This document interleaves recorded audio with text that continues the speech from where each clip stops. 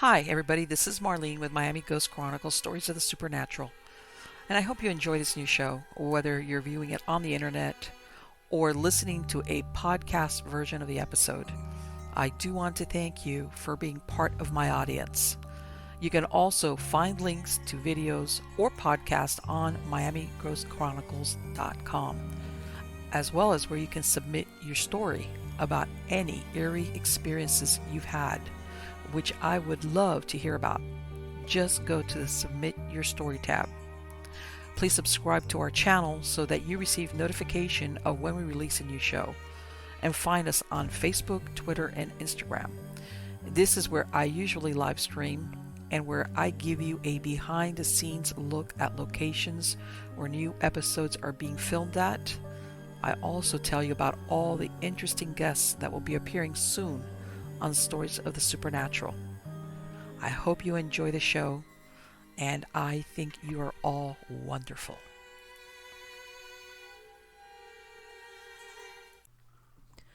Mysteries of World War II, Pacific Theater. The unfortunate events of war, one of the most ferocious events took place in the Pacific Theater, where a series of battles during World War II took place. Before the start of the war in the Pacific, Japan attacked Pearl Harbor, the American military base located on the island of Oahu, Hawaii. After the surprise attack, the United States declared war on Japan and joined World War II.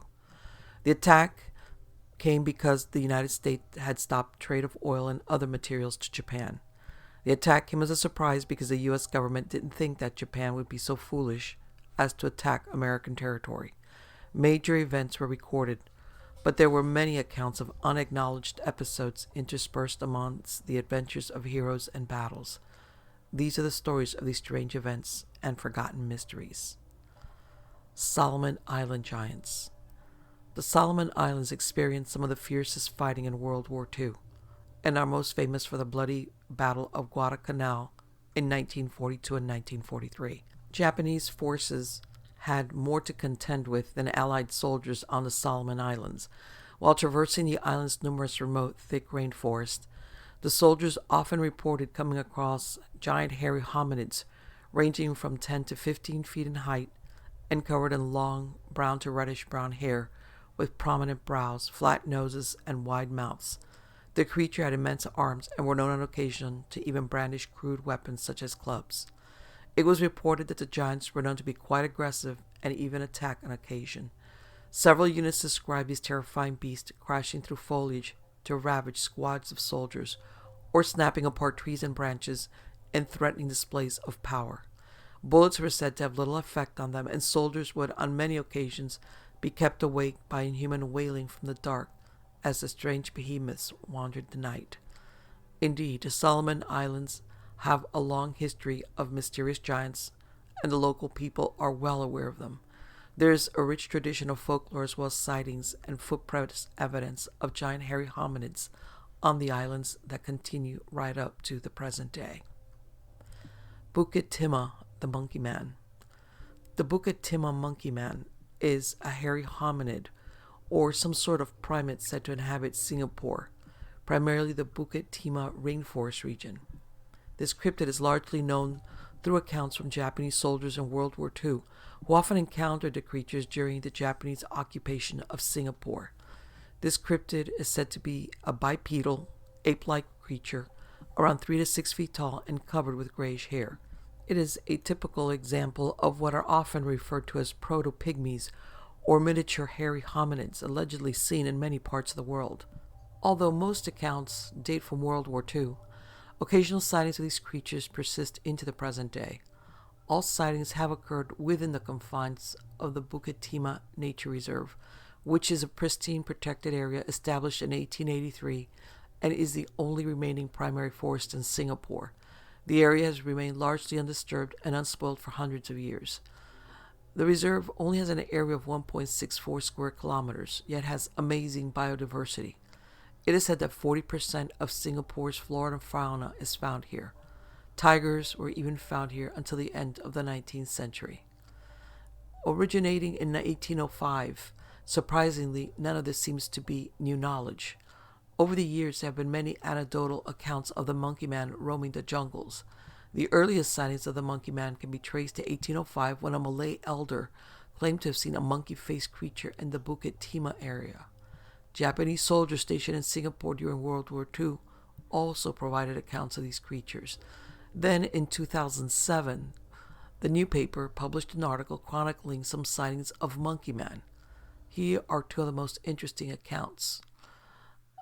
A 48-year-old taxi driver allegedly ran into the Monkey Man while driving past a fire station at Upper Bukit Timah Road in the dead of night. He explains that he was hitting what he thought was a child that had run out in front of the vehicle. It was on the car bonnet, and then it snarled at me like a monkey but so big. It ran off injured, covered in blood, holding an arm which was broken. A 65-year-old male retiree also recounted Monkey Man Kampong folklore from his childhood days. He explained that they were told as children never to go near the forest at night because of the Monkey Man. They'd never actually caught a glimpse of it themselves, but it was always some uncle or friend of the family who had seen it. He shared this chilling description. Once we were shown footprints near the forest road. I remember a strong urine smell. Whenever we heard shrieks coming from the jungle, we would each tell the other, "Don't disturb the Monkey Man." According to cryptozoologists, the Bukit Timah Monkey Man might be part of the orang-pendek species. Orang-pendek, which means short person, is a primate or a type of primate that reportedly roams the remote and mountainous forest of Sumatra. The Singapore Free Press wrote in detail about these creatures in an article called Mysterious Jungle Races of Sumatra, Giants and Pygmies, dated July 19, 1932. The writer made some fascinating claims. According to the article, these creatures are short, possess a language of their own, and will flee upon sighting humans. They speak at a terrible speed. When they see a human being, they'll shout, "Daranga, Daranga, Daranga," which probably means a human being, a human being, a human being. The orange pendek works as guardians of shepherds and typically rear swine while living in jungles with ponds. Old hunters believe that boars under the guardianship of the orange pendek will never be caught. Apparently, these creatures can also build houses as they live in big virgin jungles, but they can't tell the difference between what is food and what is not. They also have an uncanny resemblance to humans. They supposedly have bodily features that exactly resemble a human being's. Their height is the same as the height of a human being. They do not know how to clothe themselves, and their feet are turned backwards, heels to the front, and toes pointing backward. On certain occasions, orange pendek may appear aggressive in confrontations with humans. They're described as very clever and able to throw stones or wood at their enemies. Since the Bukit Timah Monkey Man has been generally sighted inside the reserve, which measures 1.6 square kilometers, and since it's frequented by visitors and researchers, it's extremely unlikely that a creature of that size would go unnoticed all these years. Other people think that perhaps they're being mistaken with a crab-eating macaque monkeys, which are indigenous to the park. In other words, this is what they think is the Monkey Man. Curiously, these monkeys are typically 38 to 55 centimeters in height, which is a far cry from the Monkey Man's reported height of 1 to 2 meters. However, a person's depth and height perception can be skewed by different lights and angular conditions. Ultimately, the question is, are we talking about two different creatures or only one? Giant land crabs.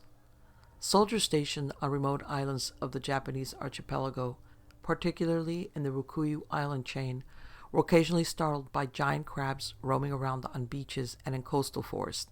The crabs are described as being like large spiders with long, spindly legs and small bodies.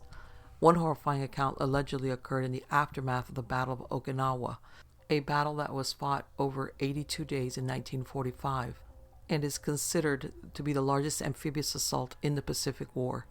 A Japanese unit came across a large number of what they described as huge, spider-like crabs feeding on the dead bodies of fallen soldiers on the beach. The crabs in this case were said to have leg spans ranging from 2 to 4 meters.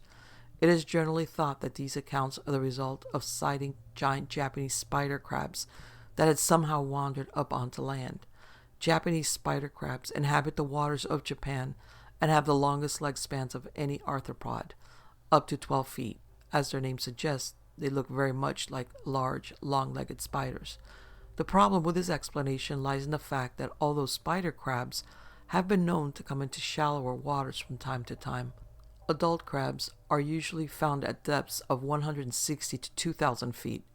They are not known to leave their aquatic habitat, and it doesn't even appear to be biologically feasible for this species. Although it seems unlikely that these crabs would be able to emerge from the deep cold waters they call home, they would certainly be a chilling and surprising sight on land. Giant crabs, giant spiders, or figments of the imagination? What were those soldiers seeing? It remains an enigma. To be sure, there are large species of land crabs such as the coconut crab, which is the largest terrestrial arthropod. However, these crabs are more robust than spider crabs and have adapted to life on land, such as evolving an organ called a branchiostegal lung, which is a sort of cross between gills and lungs. Sea monster attack. The sea had its own share of mysteries during the Pacific War. In addition to numerous sightings of sea serpents throughout the war, there is at least one instance of a ship actually being attacked by some kind of sea monster. The crew aboard one Japanese scout ship were surprised during one nighttime mission by something they could not really explain. One crewman described how a surge of water erupted near the vessel, after which the boat was jolted by something ramming the hull. Other crewmen arrived and saw what appeared to be a large gray shape in the water, at least 50 feet long, with a white underbelly, leathery skin, prominent dorsal fin, and what was described as the head of an alligator. The creature would ram the vessel, circle back, then ram it again. It got to the point where the bone-jarring impacts caused the boat to list to starboard, upon which the shocked and panicked crew finally opened fire, finally sending whatever it was that had attacked them back into the depth from which it came. There was so much damage to their ship that they were forced to abandon their mission and go back for repairs. The Orange Icon. During World War II, a Japanese surveillance team stationed on the picturesque Kai Islands of Indonesia reported coming across strange mer-beings described as being around 150 centimeters tall, with webbed hands and feet and carp-like mouths filled with spiny teeth. The heads were adorned with prominent spines, and the faces were somewhat human-like in appearance. Baffled soldiers sometimes encountered these curious beasts frolicking and splashing about in the water, as well as occasionally even coming up on beaches. The native population of the islands knew these creatures and called them the Orange Icon, or manfish. The sergeant of the team, Taro Horib, was invited to come look at the dead body of one such creature at the village chief's house. The perplexed sergeant described the dead creature as being around 160 centimeters long, with red-brown shoulder-length hair and spines along the back. The face was said to have a mix of human and ape-like features such as a low, broad nose and prominent brow. The lipless mouth was wide like that of a fish and filled with tiny needle-like teeth. The creature's fingers and toes were long and webbed. Horib was deeply affected by what he had seen and actively sought zoologists from his home country to investigate upon his return. Ultimately, he was unsuccessful in finding anyone willing to do so, and as such it is unlikely we will ever know what the Orange Icon truly was. Giant bats. During the Pacific War, accounts can be found of strange creatures lurking in the rainforest of the Ryukyu Islands of Japan. Soldiers in the remote interior forest reported being startled by giant bats with wingspans of up to 6 feet. Accounts of these mysterious beasts vary. Descriptions range from these beasts as being everything from shy and rarely seen to ravenous vampire bats feasting on cattle. One account even describes a dramatic attack by several of the bats on a terrified squad of soldiers who were able to drive them away with gunfire. Giant bat-like animals are a common type of cryptid throughout the world. So, is it possible that these remote islands of Japan also harbored their own version of such a creature? The Ryukyu Islands have no species of bat that match the size reported for these mystery creatures, and there are few reports of such animals from after the war, so it is uncertain what they could have been. Perhaps we will never know. The Kijimuna. Giant bats were not the only strange creatures that soldiers had to contend with on Japan's Ryukyu Islands. From the southern reaches of the Okinawan Islands in Japan, There were also numerous accounts of encounters with an enigmatic creature known as the Kijimuna. The Kijimuna is described as being an ape-like creature around the height of a small child, with disproportionately long arms and covered in sparse reddish hair that is often said to be kinky or mussed. Some reports describe the creature as wearing crude clothing, and often remarked upon features of the Kijimuna is their powerful odor, described as a pungent mixture of goat and rotten yams. Flying humanoids. One of the more bizarre creatures sighted during war in the Pacific also occurred in the southern islands, this time specifically on Okinawa Island. In this case, troops reported seeing strange humanoid beings in the sky, often near military installations. These flying humanoids were mostly sighted around the time of the bloody Battle of Okinawa in 1945. These beings were described as having large leathery wings like a bat, yet seemingly to be mostly human in other aspects. The flying humanoids were mostly solitary, although there was at least one occasion when more than one was spotted together. Whatever the creatures were, they are mostly reported as being silent and shy, keeping their distance, never actually coming close enough to see a lot of detail. Despite this, it was often reported that the eyewitnesses had the unnerving feeling that they were somehow being observed by the enigmatic creatures. The sightings of these flying humanoids have an eerie similarity to a more modern-day sighting from a military installation in Japan. In 1952, at Camp Okubu near Kyoto, Japan, a private Sinclair Taylor reported seeing something strange in the sky. The being was about 7 foot tall, with a similar wingspan. The panicked guard began firing his weapon towards it, but when he looked at the spot where the being had been hovering, it had vanished. Taylor had originally thought the creature to be a giant bird at first. It was not until it drew closer that he realized it had a humanoid body. The creature had been flapping its large wings. The sound of this flapping was first alerted Taylor to the creature's presence, but upon coming closer, the thing began to hover instead. The being was described as around 7 feet tall and with a similar wingspan. Depending on the report you read, there is also mention of glowing eyes. However, it is difficult to say if this was in Taylor's original report or an embellishment added later. The creature hovered before the terrified Taylor, who began firing his weapon at it in a frenzied panic. When he looked back to where the creature had been, it was gone, leaving behind no apparent blood or any other physical evidence. Taylor was also not the only witness to whatever this thing was. When he reported it to his sergeant, it was revealed that a guard had seen what was apparently the same thing the year before, although Taylor did not know of this other sighting and had no contact with the other eyewitness. The descriptions of the creature were remarkably similar. It is unclear whether this sighting had anything to do with World War II sightings in Okinawa, but they seem similar enough to warrant mention. It is unfortunate that we may never have answers to these fascinating wartime cryptid accounts. At the time, there was rarely any attempt to collect evidence or launch a proper investigation into these bizarre occurrences. In most cases, such reports were considered merely anomalies and distractions from wartime duties. In addition, few scientists would have been willing to go back and venture into these war zones to investigate such reports, even if they were so inclined. As such, World War II cryptid accounts such as these may be forever lost to time. The following are a few unusual stories about that area. Story number 1. I know I'm not supposed to talk about this, but I just can't keep quiet. I need to tell someone about what happened to me and my fellow airmen back in early 2014. I was stationed at Kadena Air Force Base in Okinawa, Japan, and Uncle Sam had blessed us with a P-8 Poseidon, a modified Boeing 737 that the U.S. Navy turned into a top-of-the-line surveillance plane. It was relatively new to the region, and nothing felt better than knowing that you were in the latest and greatest of Marine Patrol aircraft on the face of the earth. It was loaded with tons of fun toys at our disposal to remind the People's Republic that we don't take kindly to bullying our allies.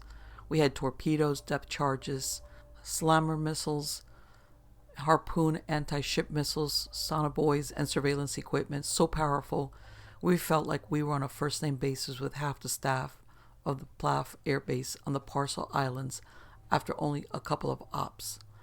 It was like being the rich kid on the block, the one whose parents didn't just buy him a new bike, but instead went all out and bought him a Ducati. We had done some pretty standard flights in the first few months. Fly around the islands of Okinawa, maybe a patrol or two about 100 miles off the coast of mainland China, doing little more than dropping sonobuoys and intercepting a radio transmission or two that were nothing of note. Then word came down that we were to do a relatively close flyby of Hainan Island, following pretty much the same route that a Navy EP-3 flew during the infamous Hainan Island incident.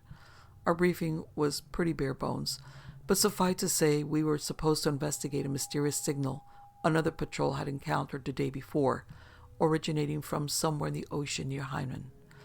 This route would give us 70-mile separation from Hainan's coastline and keep us 100 miles away from the PLAF installation on the Parcel Islands.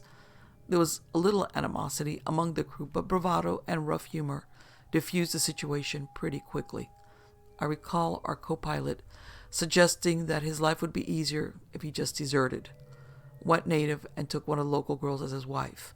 My friendly reminder that he didn't speak a word of Japanese didn't stop him from informing me that I was welcome to go fornicate with any of the local livestock I could find. Happy or not, we soon found ourselves loaded up in our Poseidon and heading along the same path that EP-3 took on that fateful day back in 2001. The trip to Hainan itself was quite boring, which was fine by me. We had been in the air for a little over 7 hours doing our regular business when we could see the coast of Hainan off in the distance. The trip had pretty much just consisted of scanning the radar to see civilian aircraft moving along their pathways as was expected. When we reached the target area, we dropped to 200 feet to drop sonobuoys and let the sensors do their thing scanning the water beneath us. 10 minutes crept by with not so much as a peep from my instrument panel. Just as I was beginning to feel more relaxed, one of my sensors pinged a contact about 90 feet beneath the waves. The contact didn't fit the characteristics of any submarine I knew of, and it's my job to recognize the sonar signatures of submarine. For one, it was moving way more than what is characteristic of a submarine. The network of sonobuoys we had deployed picked up something clipping along at an unbelievable 300 knots. I did a double take. There is no nation in the world that has a sub that can go that fast.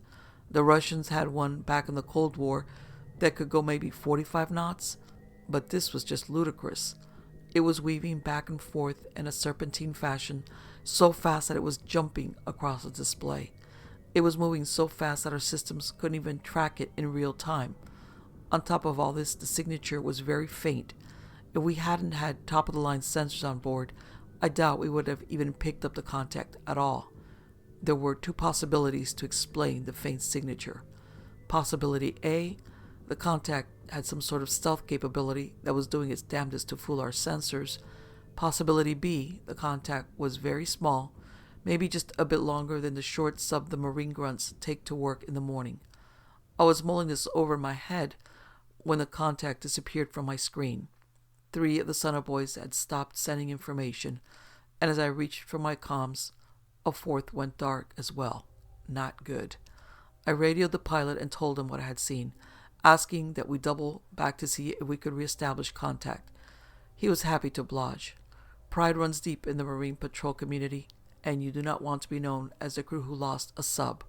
We set a heading for the last known position and ready to drop more buoys. As we neared the spot where contact was lost, my air radar let out a gentle beep, signifying the entrance of a new bogey in our airspace. I hunched over the display, watching as the blip careened from side to side in our direction, while maintaining that same 103-knot velocity. It was so unexpected that I found myself unable to look away, as the contact carried out maneuvers at an impossible 15 feet above the surface of the sea. Weird approach or not, this was an undeniable intercept course with our plane, and we would be close enough to shake hands in moments unless one of us changed course. The contact disappeared from my display, snapping me out of my temporarily stupefied state. I quickly notified the pilot that we had company, about 45 seconds out. He acknowledged but informed me that the skies were clear as far as he could see. The notion of equipment malfunction began to creep into my mind when the blip appeared once more. This time it was at 200 feet, our exact operating altitude. It had made a huge distance gain on us in a short period of time. I heard the pilot scream in surprise before my whole world turned into a sudden whirlwind of turbulence. Without warning, the laws of physics decided that everything not bolted down needed to be in another part of the plane right now. Unfortunately, I was one of those objects. Our P-8 pulled up and banked starboard, sending me tumbling out of my chair and rolling towards the aft of the plane. I had taken off my safety harness when I visited the chem pot about 2 hours prior and had simply forgotten to put it back on. Yeah, I know it's regulation to be strapped in, and shame on me for not being by the book. Buckle yourself or go fuckle yourself, one of my instructors used to say, and I was most definitely being fuckled right now. Engine 1 is out, the pilot yelled over the comms. I got back to my feet about 2 stations away from where I started. 3 meters doesn't seem like a long distance to travel until you are ragdolled that distance with a sudden stop 5 seconds later. Another crew member offered an outstretched hand to help me stabilize, and I gratefully took it, and I started to make my way back to my seat. Bandits making another pass. Brace! The plane shuddered as it bit into a hard turn, stalling my attempt to return to my post. I was about to try and inch my way back to the safety of my seat when the whole station was torn apart before my eyes. Bullets ripped through the fuselage, sending fragments of metal and plastic flying in all directions. I dropped to the ground, covering my head with my arms as a shower of sparks and debris rained all around me. It was over in seconds. Well, by over I mean I wasn't getting shot at anymore. We were still in full-on evasive maneuvers, and I needed to find somewhere to bunker down before I got tossed again. I located a fortunately placed grab handle I could brace myself against, feeling a little more in control of my destiny. I looked around to get my bearings. I was at the midship emergency exit hatch just over the port side wing. There was a porthole window on this door. You know, the little window you're supposed to look through to make sure you aren't escaping into a fire? And it was giving me the most unsettling view of the attack I could imagine. "He's back! Look out!" I didn't need the warning. I could see our assailant clear as day through my window. I was stunned to see that it was an old prop-powered fighter plane. It was dark green color with a large red circle just behind the cockpit on the fuselage. I'm no historian, but I know a World War II Japanese plane when I see one.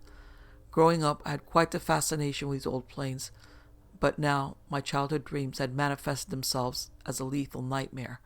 The fighter came at us and at an obtuse angle attack run, catching up to our bird with little effort, most likely facilitated by us only being powered by one engine now. I could recognize the type of plane at this point. It was a Mitsubishi A5M carrier-based fighter, just like the model one I used to have hanging from fishing line in my childhood bedroom. Twin flashes pulsated along its underbelly as it let loose with its machine gun armament peppering our tail section and rudder. "Controls are down, boys. This isn't good." Like a vulture sweeping in on carrion, the Proto-Zero performed a lazy gliding turn and set course to intersect with us once more.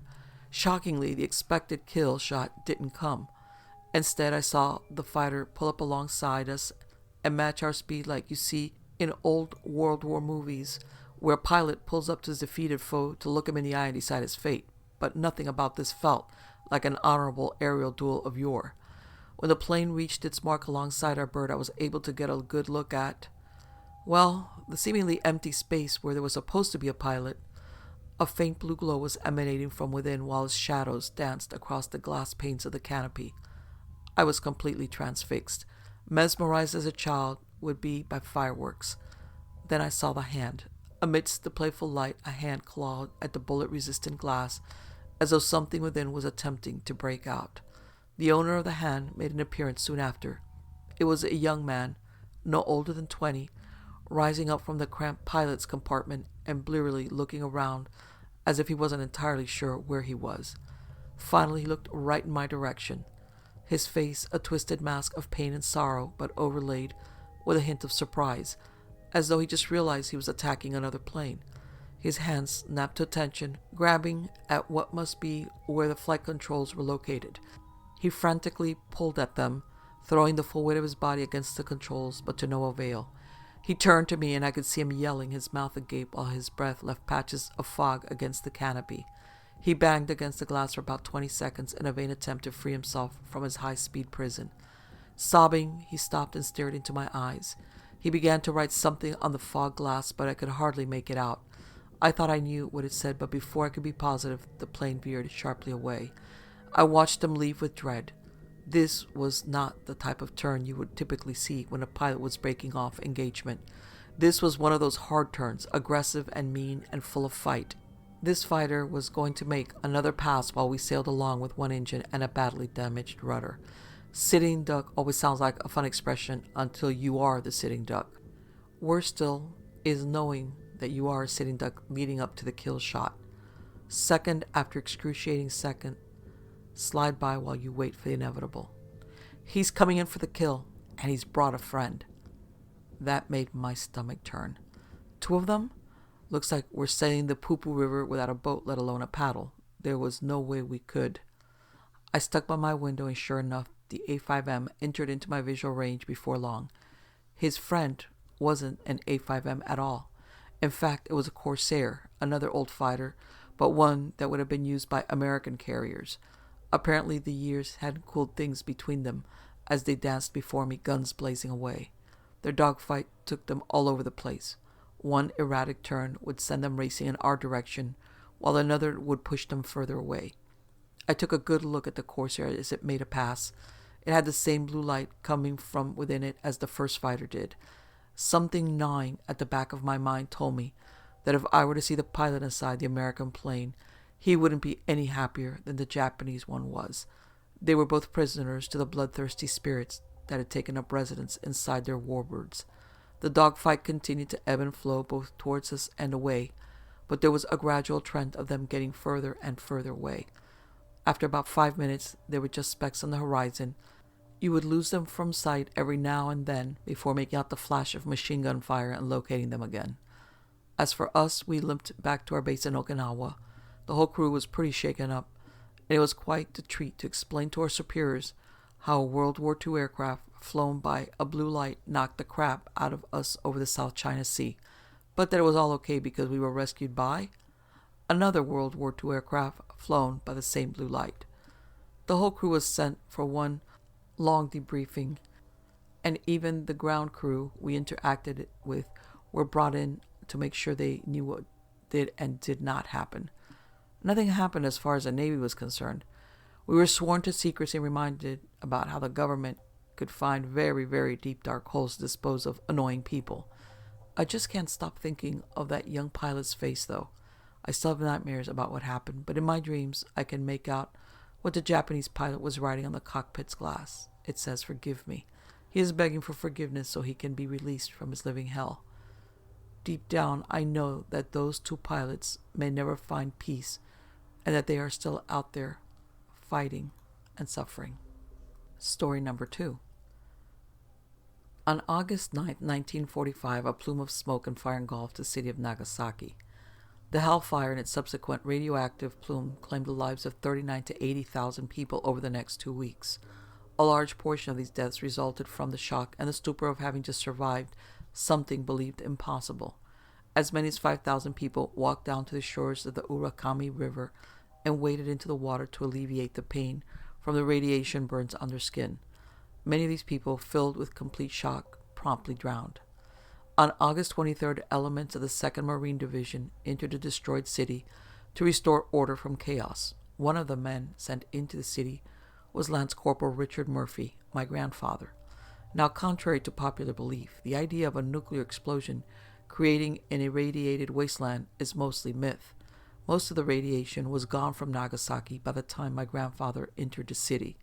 The stuff that remained had mostly settled to the ground and could be washed off at the end of the day. My grandfather had survived numerous contacts with the enemy. On Tinian, Saipan, Guadacanal, and Okinawa.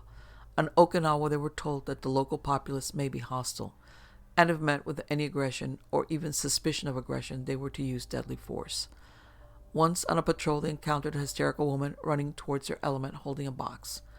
The Zippo, or flamethrower, lit her up, and she kept on running, all the while getting slower and slower until she fell onto her knees and dropped the now disintegrating box onto the ground. What was in the box was a newborn baby. Trust me when I tell you that was not the worst thing my grandfather saw while he was at war. In Nagasaki, my father's platoon was tasked to patrol along a section of the Urakami River. By this point in time, most of the bodies had been moved, but there were a few people still flash frozen in place. Alternatively, most of the bodies in the Urakami had already been washed downstream and presumably out into the ocean. The third day of patrolling, my grandfather heard a "Hey Murph," and turned around to see a young Japanese man running towards him. Turns out it was a Japanese national who attended college with my grandfather. Upon graduation, he returned back to his hometown, Nagasaki. The two men shared a smoke, talked about their time at school, and generally spoke of everything except about the destruction and death that surrounded them. They parted ways with a young man offering to buy my grandfather a few beers if he could still find a bar standing. They shook hands and left. It was the day after this event where reality started to blur. Imagine my grandfather had been fighting an enemy. He had seen the destructive power of both sides in the conflict, he himself having been awarded for bravery under fire, as well as being credited for calling in a naval bombardment in which an estimated 23 enemy soldiers were killed.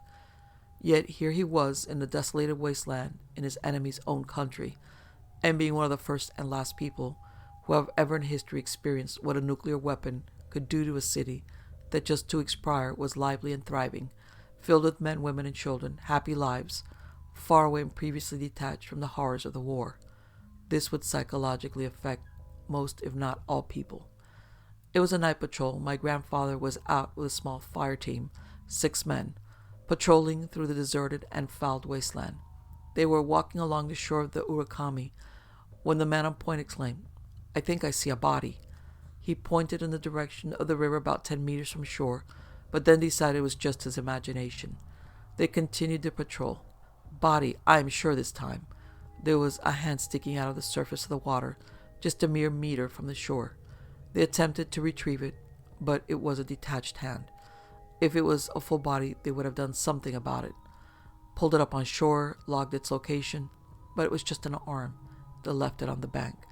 They walked another 5 minutes. They took a small break, lit up some Lucky Strikes, and dicked around for a few minutes. Talked about girls, talked about home, generally anything they could talk about to keep their minds off of the devastation surrounding them. Eventually, "Damn, another one, look at about 20 meters. A hand bobbing along the surface. Then another, and another. They started breaking the water, 3, 10, 20, 50.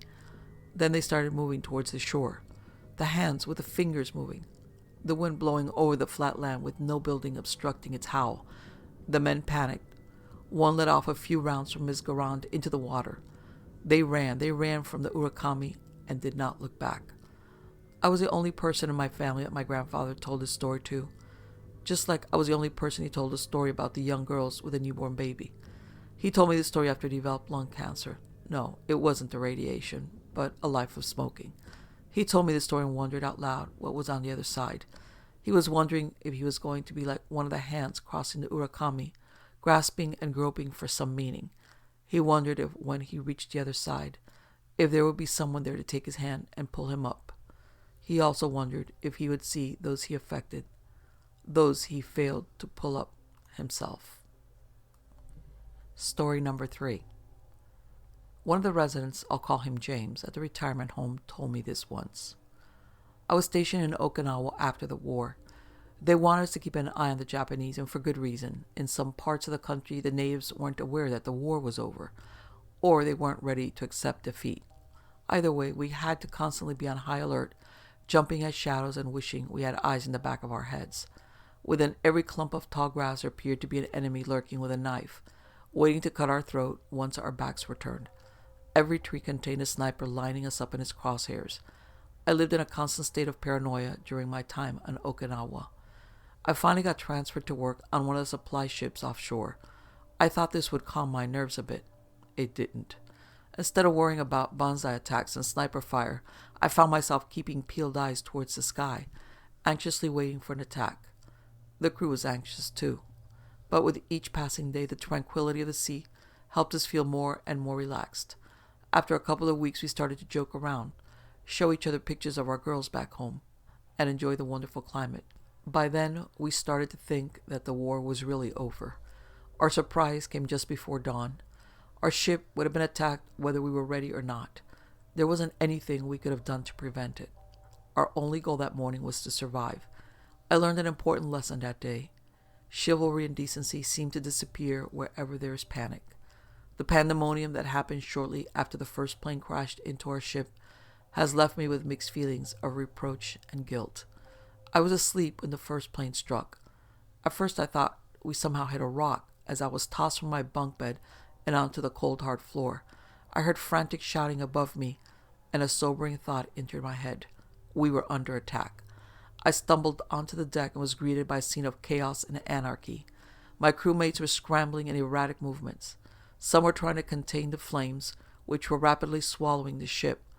Others were heading for the lifeboats. A few had opted to dive over the side, hoping to find refuge in the warm waters below. None were following the orders of the captain, who was barking at us to remain our ground. We were, after all, only a supply ship. We had no firepower to return to our assailants.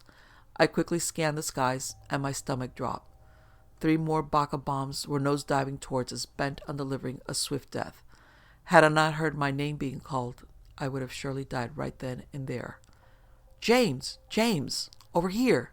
My head snapped towards the starboard side, where I could see my crewmate, Kazuo, who we called Kaz, climbing onto one of the few remaining lifeboats. He was waving his arms at me, and without a second thought, I sprinted over to him and dove into my only hope for safety. Before I could suggest to pick up a few more fellow crew members, Kaz dropped the line, and we plummeted into the sea below just as a second plane crashed into the ship. Our little boat rocked dangerously from the force, and my ears rang from the explosion. All around us, I saw the hands of the drowning crew reaching for us, begging to be saved. Their screams as they were swept away to their watery grave was the last thing I heard before I slipped away into blackness. When I came to, I was surrounded by nothing but that tranquil sea again. The water stretched on for miles. The carnage of our supply ship was nowhere to be seen and seemed like a distant memory. Kaz was busily rowing as I lethargically glanced around. I wonder how far we'd traveled. "You're awake. I was ready to toss you overboard," Kaz said grimly, then gave me a waning smile. He was the ship's translator. We had chatted a few times, but to be honest, I knew little about him. He had a few loose screws upstairs, but for the most part, he was all right. "Do you know where we are?" Kaz laughed. He probably knew squat about navigation. Based on the sheepish pitch of his laugh, I'd say we were lost. "We're safe. That's all that matters." Yep, we were lost. Did anyone else make it? Not that I know of. The ship sank. What about the other lifeboats? Kaz shrugged. I suddenly remembered the hands that struggled to keep those poor men afloat and shuddered. Did Kaz just abandon those men? I mean, he was busy saving both our asses, but Jesus. I tried to use what little navigational knowledge I had to direct our course, but it was hopeless. Kaz managed to grab a bag of supplies before leaving ship. I sifted through its contents. There was some food, mostly canned beans, jugs of water, a coil of rope, a knife, a line, and hook, and a lighter. But there was nothing to direct us, no compass, no sextant. I'd even settled for a map. We were lost at sea. The boredom was sickening. I crafted a fishing rod using one of the oars, but the fish weren't biting. Once or twice Kaz asked if he could eat my corpse if I bit the dust first. I hoped that he was joking. With not much else to do, we took turns keeping watch. One of us would sleep while the other one stayed awake. This way we had a lookout at all hours. The sun beat down on my head during the day and the winds whipped in my face at night. I kept my eyes on the horizon for ships. At this point, I didn't care if they were friendly or not. I just wanted to get the hell off this boat. I woke up one afternoon to Kaz brooding. Usually he greeted me with a snide remark, but none came this time. Something was wrong. "Everything okay?" I asked. "I saw something this morning." "What?" I asked hopefully. "There was a man out there. At least it looked like a man, but he was standing on top of the water." "It could have been nothing. Maybe it was hallucination." "Maybe," he replied, then fell silent. I forgot about it as soon as Kaz fell asleep. I had an uneventful watch that day. Kaz kept insisting that he saw a man standing on the water while I was asleep. He told me that each morning he got closer and closer to our boat. I was beginning to get a little freaked out at this point, so I decided to stay awake with him during his watch. Sure enough, a little before dawn, I saw him too. At first, I thought it was just my mind playing tricks on me, but when Kaz nudged me and pointed him out, I knew this wasn't a hallucination. I heard Kaz mutter, "Don't speak," as we gazed at this strange phenomenon. There, standing on top of the water about 100 meters away, was a man. I held my breath as he turned to look in our direction. It was as if he was looking straight at me. My blood suddenly ran cold, and the hairs on my neck felt like needles. The man on the water didn't move. He just stood there and stared at us. The water flowed over his feet, as if he were standing on some invisible island. When the sun came up, he simply vanished. "You saw him too?" Just as I feared, Kaz mumbled once the day broke. What the hell was that?" I demanded. "Do you know anything about Japanese folklore?" he asked warily. I shook my head. Kaz inhaled deeply. "As a child, my father used to tell me stories about these figures in the water called the funayurei. They were supposedly the souls of victims who had drowned in the sea. According to legends, they ask you for a spoon, a hishaku, which they use to fill your boat up with water and drown you. I always used to think they were just ghost stories meant to spook little children, but..." Kaz's voice drifted off. I morbidly thought of the drowning hands, clawing desperately at the air, the hands that Kaz and myself abandoned. "Do we have a spoon?" he asked suddenly. I searched the contents of the bag, even though I knew that there was no spoon, I said. "Kuso!" Kaz cursed, grabbing his hair with both hands. "Why didn't I grab a spoon?" I let Kaz have his temper tantrum.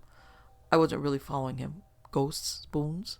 Then again, we're supposed to poke holes in it so our boat doesn't fill up with water. That way the spirit gives up and leaves us alone. Without a spoon, we're as good as dead. "If we don't find a ship, we're as good as dead," I reminded him. The following night, Kaz shook me awake. "There, look!" He was pointing over the stern of the boat. I followed his finger and gasped. Something was drifting up toward the boat. The water looked almost like floating balls of cotton. The shape quickly moved upward, its white face illuminating the surrounding darkness. As the figure surfaced, I could make out its hair floating wildly in the water. It gave off a gurgling sound, the sound of someone drowning.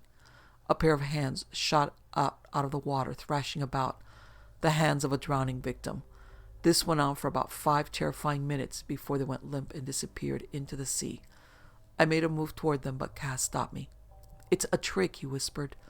Then everything went quiet, but the figure was still under there, watching us. Suddenly, a face as white as snow emerged from the surface so that the water level came up to its chin. It was the man who we had been spotting for the past few nights. He wasn't treading water or anything, but still managed to remain afloat despite being as stiff as a piece of driftwood. He made a chuckling sound with a throat that sounded like it was full of water. "Go away," cried Kaz. "Leave us alone." "Spoon. Give me a spoon, please," the man croaked. He looked straight at me and a chill ran down my spine. Like a poisoned spider, his eyes were glossy, dead. "Please, I need it." "We don't have any. Now leave us," Kaz said again. Meanwhile, I just sat there petrified. The man was talking to me. "Please." "I said no," Kaz roared, and suddenly he jumped to his feet and grabbed the oar. He held it over his head and brought it down on the funayurei. Kaz's actions were quick, but the spirit was quicker. The figure dropped below the surface as if something had pulled him down.